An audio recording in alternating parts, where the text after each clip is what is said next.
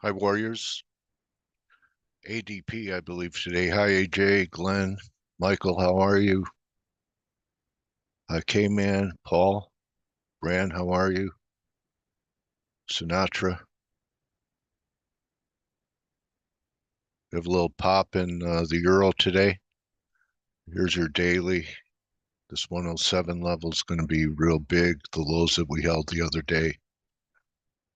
I wouldn't expect much more than 830. If it's going to continue the bounce over 830, my mind might change about the dollar. Cable has less juice in it, broke down under Blake's level, I believe, yesterday. Testing it. The yen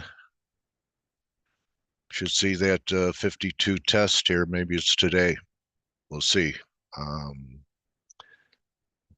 Metals went bonkers. Gold's still in a throwover, never closed underneath it. So let's see what yields are doing.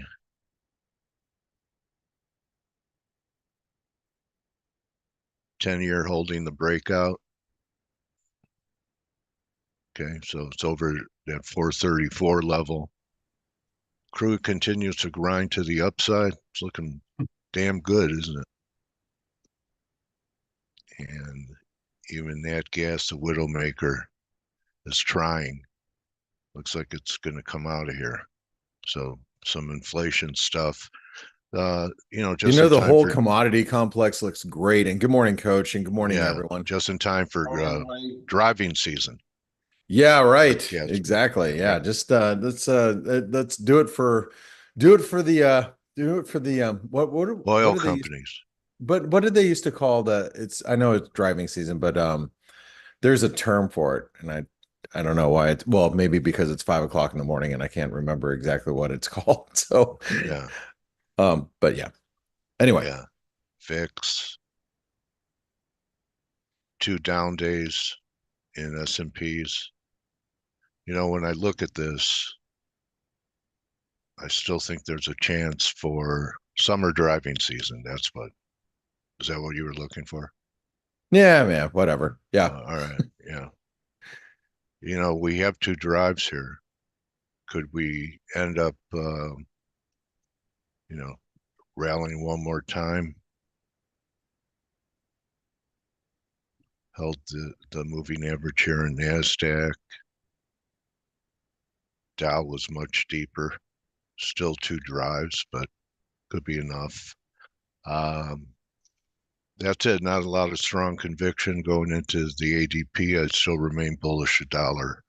I don't think we'll trade much under 440, 420. This level starts closing under 420, and that opens the door for maybe it completed. But I still think we have that above 106 coming in the days ahead. Maybe into the eclipse. We'll see. And that's really about it. Silver really Morning, took Dale. over command. Hey, how are you, Kman? So yeah, there's I'm good, my friend. gold silver ratio back underneath that pivot now again. Oh, silver broke out. Yeah, I think it was someone told me that was we have 5 waves now. This was the 5th wave. So silver, yeah, broke out over the weekly. We'll see. We'll see what happens. I still think if yields are going to 465, that there'll be some type of pullback. But I've been trying to top pick this gold, and I'm down. So we never got to close underneath it. Do what I say, not what I do, and wait for a close back under 22.55 if you want to trade it counter trend. And we'll see what NVIDIA does here. Still looks like consolidation, double top, but could blow through this double top. Never took out this high here. So, Microsoft has been under some pressure, but we'll see. Still not sure which way we're going to go into next week. So, Well, we got to get through this week, and we got to get through the ADP that comes out in 10 minutes. And then we have ISM today. We have Powell speaking later today. So wow. there's a few things happening. Okay, what are you doing? Well, I want to get some thoughts from Kman, but before I do that, I'll take the screen because I'll start going through some of these currencies because, like I said, we got about 10 minutes, and then we'll cover what's happening in the rest of the markets after the instant reaction, or excuse me, the our instant reaction to the ADP. Jobs data because the market is focused on labor data this week. So, Kman, good morning. How are you? Heidi, hi, Blake. Hello, everybody. Hey, what? So let me ask you this. Dollar, came in today. Euro still looks a little firm. Sterling stalling where it should. It's bounced back to the underside of this channel, but it's being dragged up by just a little bit weaker dollar. But overall, it's been a very, very quiet session and been a quiet few days actually, in my opinion, following the dollar's move that we saw on Monday, with the ISM manufacturing data. Last couple of days have been a little quiet. What are you expecting here, and what looks the best to you right now, especially Yeah, with I was go saying ahead. this morning as well. I mean, euro is defying the laws of gravity a bit, right? We had a little weaker CPI out, but okay, that's not a real surprise. But then Italy revising its growth a bit lower, unemployment data weakening just a tad, but it looks like the market is short euros and managing their books a bit right now. What I'm going to look at, well, yeah, as you mentioned, and as we've been saying for a while now, I mean, this is employment week. I think Powell was clear enough last Friday to tell us that we should look at it. So that's probably going to be a mover. So ADP is one, but then I'm not sure that ADP is going to be the real driver. But I'm looking at ISM. The ISM has been relatively okay. We are expecting a little lower services number this afternoon, but it's especially the employment component that I'm going to be really looking at for the kicker for any moves. Um, as you notice, we are getting closer again to that 152 in the dollar yen. That's probably going to be ISM I think, has the power to make it break if that comes out really strong. But then again, we need to watch the reaction afterwards because that level now is probably going to be there's probably going to be a lot going on around there. So Oh my gosh, think about all the people afterwards. trying to trade around this level. And just as you're talking about it, and I just want to bring this up briefly, K-Man. Mm. Um, Actually, that's probably not even a good place to measure this from. You can actually see how it's wedging. The higher lows right into resistance. I mean, that's a wedge. It's a bullish wedge at that, but we're wedging into that key level. So, Mm. but go Yeah, ahead. I I'm mean, sorry. it's going to be we could really see a strange reaction. I mean, I was talking about it on the Flow Show already a couple of times as well. If it's really packed with like large barriers, there's a couple of scenarios. We can fly through and then trade 153 before you know it, and or it could do 152.20 and then collapse a big figure and a half when the chasers don't need to chase it anymore. So there's really a couple of scenarios possible here. But if let's say in the assumption it breaks on a strong ISM set of data, then it's probably we're probably going to go into testing Mr. Suzuki and friends nerves territory, right? Could be 150, Right. 154, but the speed will be very important if we rush through 153, for instance, and straight away trade 154 or so. Then I think the alarm bells should really go off. Yeah, well, it's scary. If I was short dollar yen, I would be really worried. And I have to remind everybody. Let me just go ahead and I'll pull this up really quick. Just give me 1 second. Well, as we're talking, let me just share with you and I'm gonna pull a drawing out really quick. This is just so everybody can see. That's IG. How many people are short the dollar yen retail wise, short dollar yen versus long. That's basically 84% of all traders are short dollar yen, according to that broker. If you go to like my FX book, which is a you know amalgamation of a bunch of brokers. All right, so this you can see it right here. There, it's about oh, I don't know, what is that? 30%. 74% short. So what I'm trying to point out is the majority of retail is short dollar yen, That's what and retail traders do. that's what retail traders do. And They just tell. every once in a while they can be right. Oh, But more than likely, the majority of retail traders are going to end up being wrong, and you can see how we're wedging right into this resistance. So, as we Aren't wedge we and we make retail? higher lows, consistent highs, we're probably just going to pop and knock out all the stops. And as Kman pointed out, how juicy this gets is going to be really interesting, and how funky and weird that the dollar yen can get will probably depend on, it'll probably help shape the Ministry of Finance reaction. And a lot of it's going to be consistent, like how the dollar, if the dollar does get a move like this, but is it, dollar wide? Do we see the euro like on a good print? Let's say ISM is hot, ADP is strong, Powell stays hawkish. He doesn't veer from anything that we heard a week ago.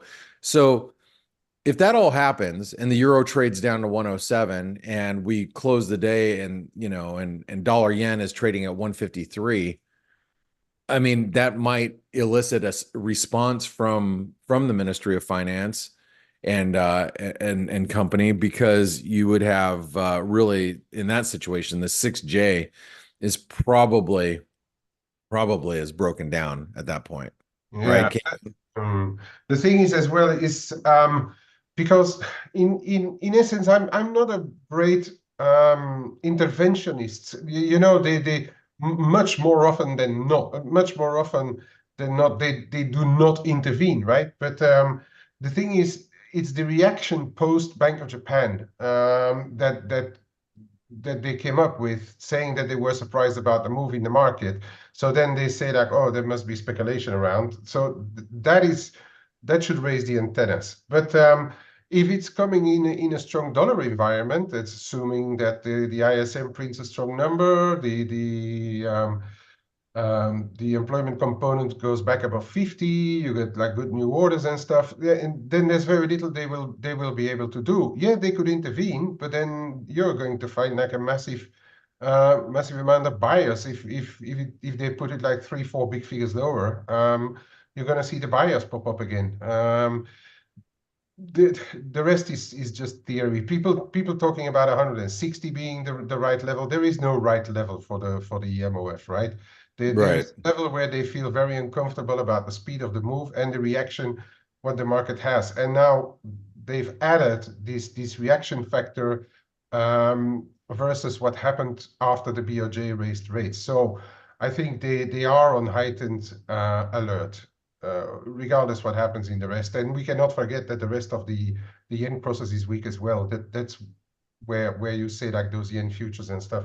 The rest of the yen is weak as well. It's not only versus the dollar. If it would only be versus the dollar, they can't do anything about it. But the rest is very weak as well. So they are on high alert, in my opinion. All right. I'd love to see them checking rates and getting hot and bothered, but we'll see if the dollar yen can pop above that. We do have ADP coming out in just about 13 seconds. Market's looking for about 150,000 jobs. It may not move the needle, as Kman said. ISM is probably going to be the data that does. Let's watch Yeah. 10-year here to the left. There's the dollar index, and the data's good. Holy crap. 184. Yeah, I mean, And you know, revised higher. look at the reaction of the euro dollar, 3 pips. Yeah, not much yet. Yeah. But well, look at the dollar yen. It's above 151.80 right now. Yeah, that's the one. So yields haven't really moved a whole lot. You know, and that brings me another question and real quick. Look at yields. I mean, does the economic data, you know, the ISM that we saw, the manufacturing data we saw on Monday, does that, you know, you know, what how should I say, elicit a response like this in yields to break higher like this? I mean, is our economy that good? I mean, I don't know. But we have, you know, 10-year yields continuing to move higher. Today's data is not going to help that. At least this data that we've just got, it's not going to help this move at all. It is helping the dollar along, but where do you think yields go? I mean, and by the way, Nick from Trading Analytics, he pointed out that we're at the 50% retracement, and which we are on the 10-year here. Can we get much above that? What do you think here? What do you think, Dale Kman? 465. If we hold the 434, that's what it measures. Yeah, I mean, I don't disagree. I mean, 618 seems pretty logical. That'd even be, you know, channel resistance maybe. Yeah. Okay. Kman, do you have any thoughts here on the 10-year? Yeah, we're here. We're in the zone, 435, 440. If the ISM comes in a bit stronger, it's probably going to go. And that's probably going to be your trigger for a higher dollar yen, and possibly as well the dollar Swiss is going to follow through then too. As I said, euro is very unclear. I've got like really tiny, and I've got a bit of an option put running, but it's really defying the laws of gravity, the euro, and especially if you look at the process as well, it's holding up very well. Yeah, the euro, yeah, for sure. Well, if you think we're going above 106, Blake, in the Dixie, that's what it's going to take. I think that's what it's going to take too, Dale. I think it's gonna continue higher. I mean, it is. But going back to what Kman was saying, yeah, I mean, look at the Euro Aussie, really maintaining pretty well. Euro Canadians holding up. Euro Sterling now, you know, it's holding up, defying the laws of gravity, right? I mean, Euro Mex is still down, as you know, Kman's rightfully short. Euro New Zealand's holding up in its wedge. Yeah, I mean, the euro crosses look surprisingly well, considering that ECB meets next week. That I think I got that right. Is that correct? Correct. All right. Well, we'll see. We'll see if it can maintain its bid through that. Hey, couple comments that come in. Everybody asked where Stelios is at. He'll be here on Friday. He must be running, you know, really happy about silver. Comments made about that. Yes, he is, but he's also very upset about the situation with the LIBOR ruling. Tom, what's his name? Tom Hayes, I believe, and the whole ruling. So you know, so but he's spending time with his family, rightfully so, Stelios. But he'll be here on Friday. Doesn't affect him, does it? What? It doesn't affect him. That situation? Yeah. Yes, it does. Yeah, because it limits what he can do legally in the future. So anyway, it's a horrible situation. So Angela asks, patterns can be deceptive. It's all about levels, break, shift, energy, etc. On a failure, it can be right back to 149 in a flash. I don't care which way it goes. Just trade, react to the price action, what it tells you. Important to know your levels and where you're wrong in the trade. Angela's a tigress. Yeah, I agree, Angela. You know, that's why I've been, and I know everybody's seen this chart, and I don't have to. She's growling now too. You just, you know, I've been waiting for this dollar yen just to get up here, hoping the reaction we get, you know, up to 153, 154. And I want to trade opposite that direction. And I've been waiting for this thing forever. And it's hard to be patient. And this market is testing everybody's patience across the board. You look at you look at not only the FX market that's really quiet, it's the insatiable grind that we have higher in the stock market. Yesterday, the 150, or excuse me, the 5200 level, channel support, breakout area, that was major support. We were on the morning edge yesterday, which is the private show for ForexAnalytix traders. And, we were trading at 5201. And I was like, if the market's going to bounce, it's going to do it here. I mean, we dipped 4 points below that. And lo and behold, by the end of the day, we rallied. I mean, it takes a lot of patience in this market. We will get some better two-way action, but it's hard to see what's going to break the market out of this malaise. And right now, it hasn't been. The economic data continues to come in with better U.S. economic data for the most part, and rates continue to grind higher. I don't know what's going to break us away from these this pattern that we have. How about you, Kman? What do you think is going to entice some volatility into the markets? What are your thoughts? Well, I think this week possibly those labor numbers, those employment data. Yeah. That is a possibility, to break things a bit. To have FX markets break loose a bit. Yeah, actually, I was a bit surprised looking at the vols this morning. They ticked up versus a week ago, which is very surprising. But I was just going to look down here right now. So what? It may be that the options market is actually acknowledging what Powell was saying last week, then that looking at the dual mandate, that we have to look at the employment numbers. So the vol picked up just a little bit. Good point. Likely a bit of the event risk for this week. So we remain hopeful. But I'd say that if you have positions here in the dollar, I think it's more important to choose your dollar pair wisely than to just be blindly long or short dollars, So in other words, in horse racing terms, pick the right horse. Yeah, pick the right horse. Not a parlay. Yeah. If you're a dollar bull, I still think, for me, that yen and Swiss are the two best ones. Yeah. If you're a dollar bear, on the contrary, because the market always needs the two sides, I'd say keep an eye on perhaps the Aussie dollar for as long as it holds 64.80 figure. And I know you don't agree with what I'm saying there, but or likely because you're trying the other side. But I think for as long as cable respects that 125 figure 40. I'd say we have to respect it as well.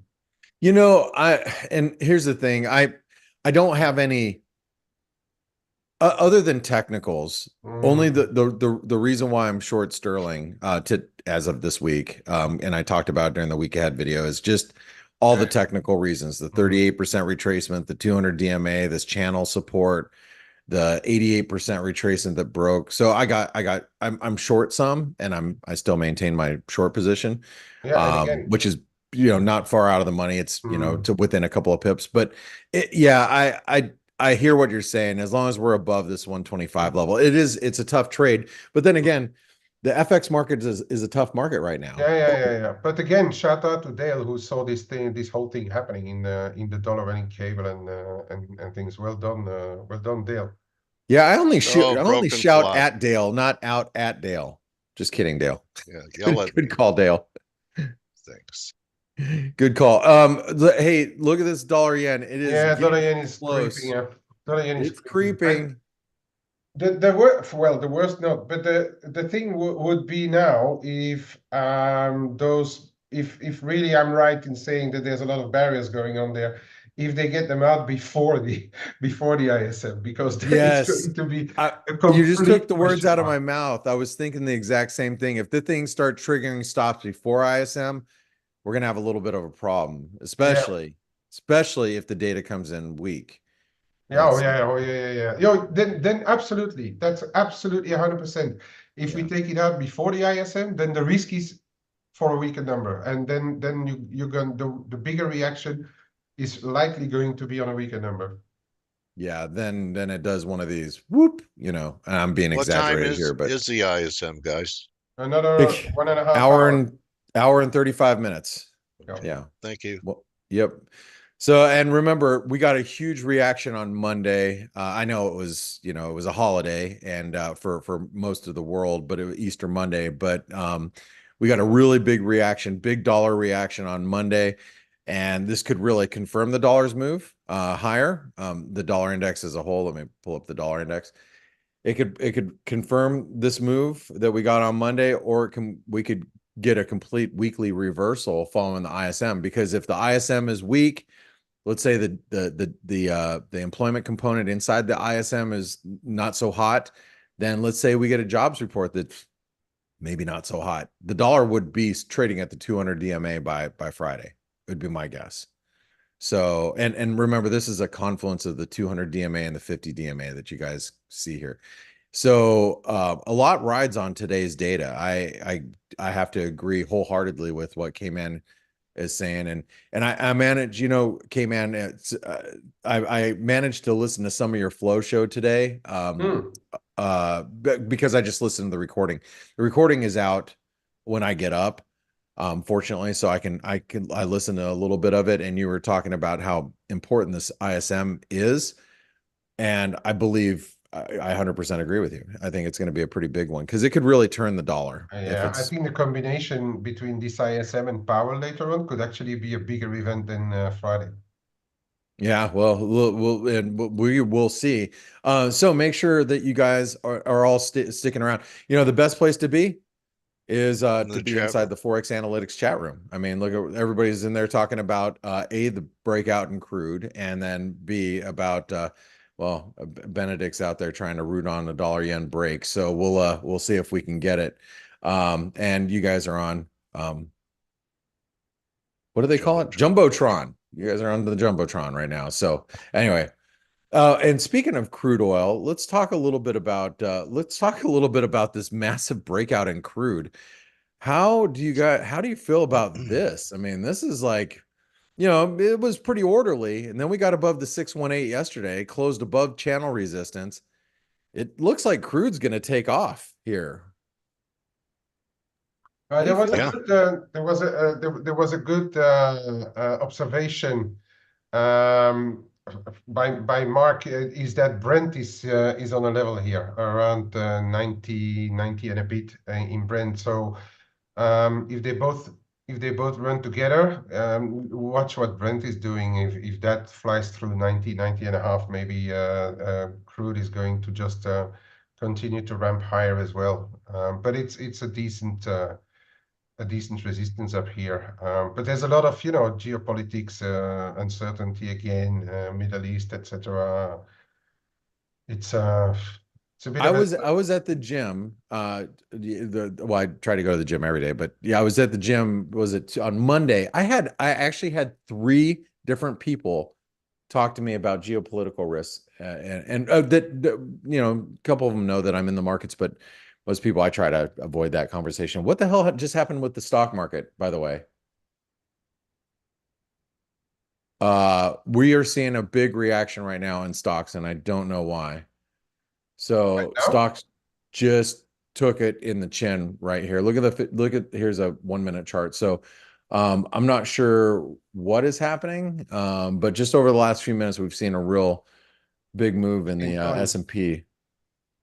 I'm gonna see. Do you see any comments real quick? I'm No. gonna look at Live Squawk, see if there's anything coming out here.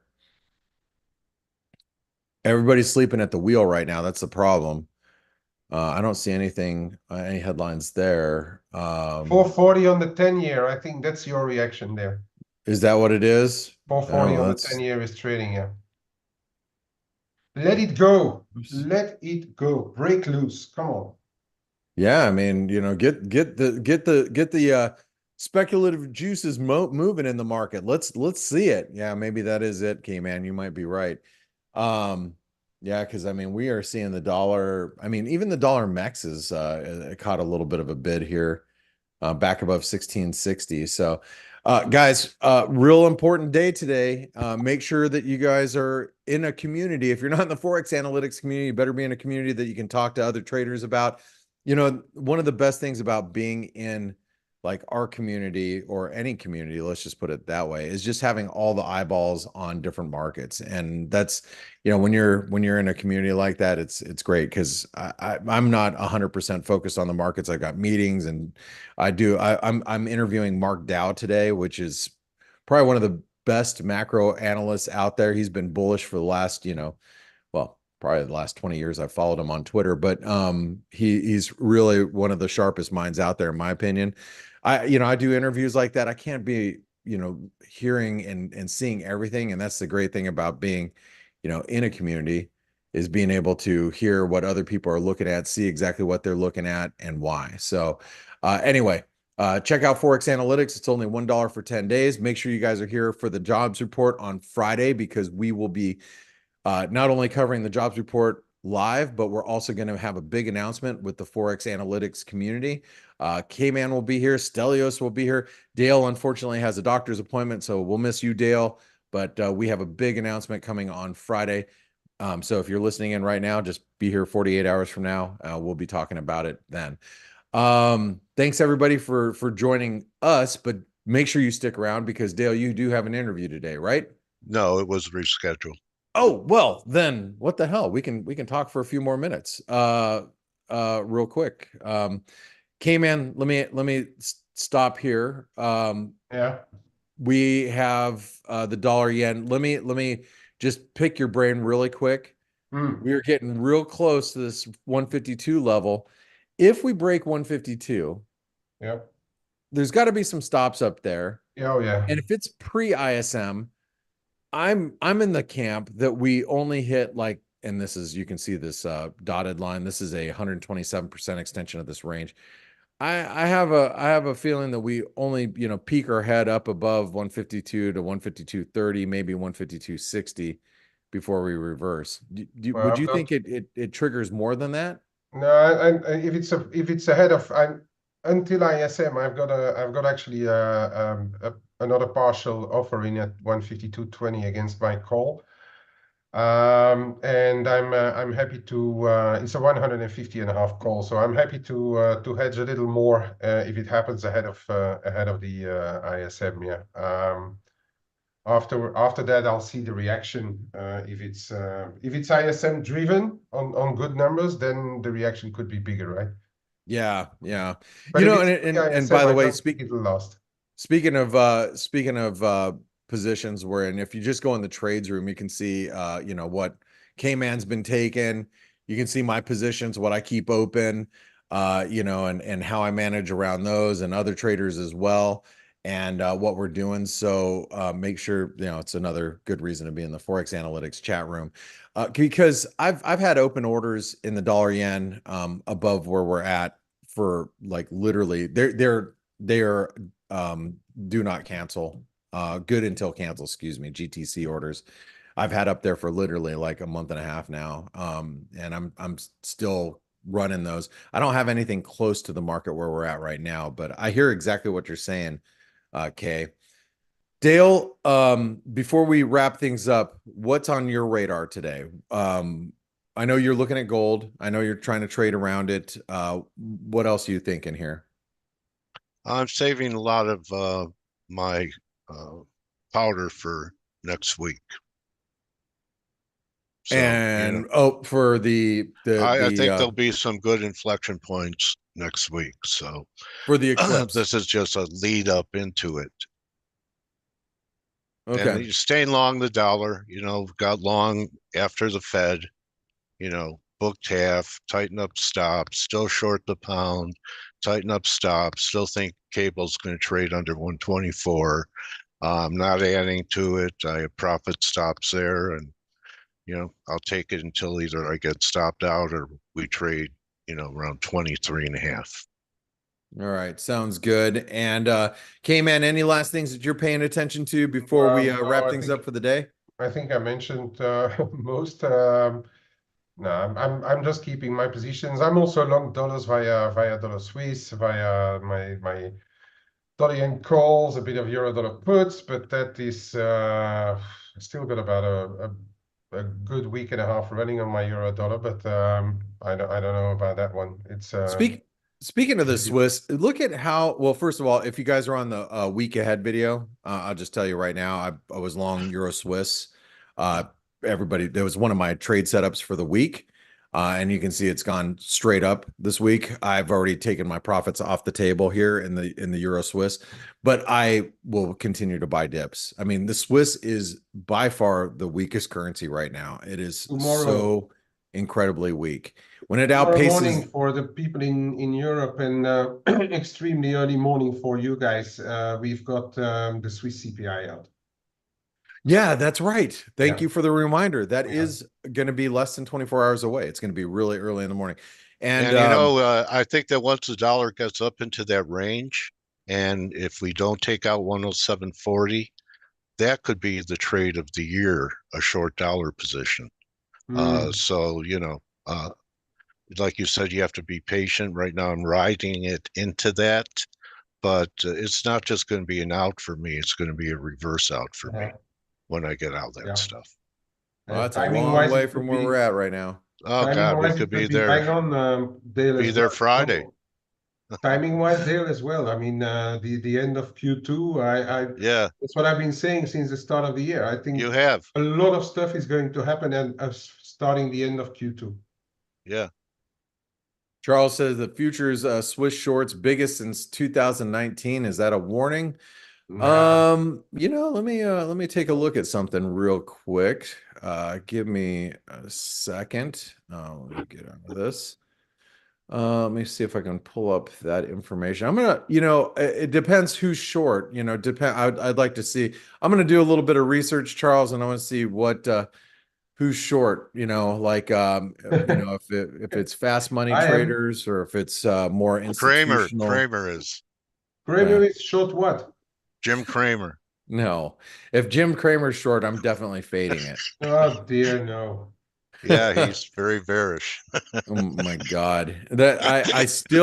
I remember because Dennis Gartman. I Dennis was Gartman. working I just moved back to Phoenix from Dallas, and I was working in my buddy's hedge fund office, and I only did it for a year because I'd get up at 2:20 in the morning. I was there by 3:30 in the morning, and it's only 15 minutes down the road, but it's still 3:30 in the morning, so I could be doing this show, which we called the Morning Edge at the time, but we would do this show, and Jim Cramer was bearish the dollar Mexican peso right here. And I remember him being on CNBC, and I got long dollar Mex, like literally right there.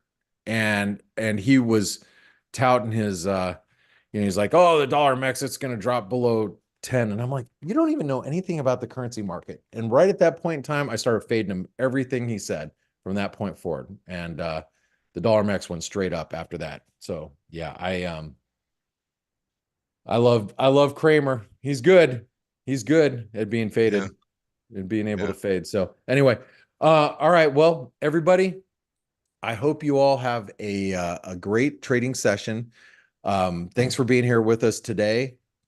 Kman, thanks for covering for Ryan the last couple of days on the Flow Show. It's nice to hear your voice this morning.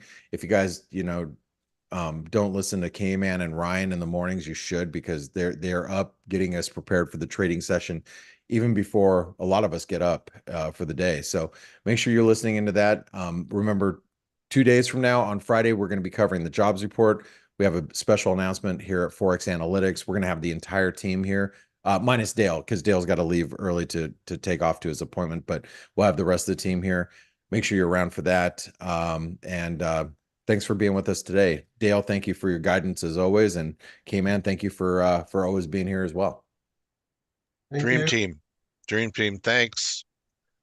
Good stuff. And we'll see everyone tomorrow. Don't just count your pips, count your blessings. We're getting closer to Friday's big day. And if K-Man says that this could be a bigger day than the NFP, pay attention. So be on guard. for Powell and ISM.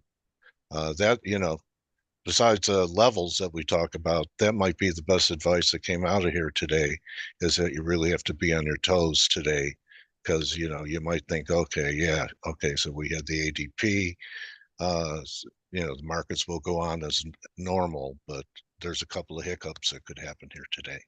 So good luck, everyone. And don't just count your pips, count your blessings. And the dream team will be back with at least the 3 musketeers tomorrow.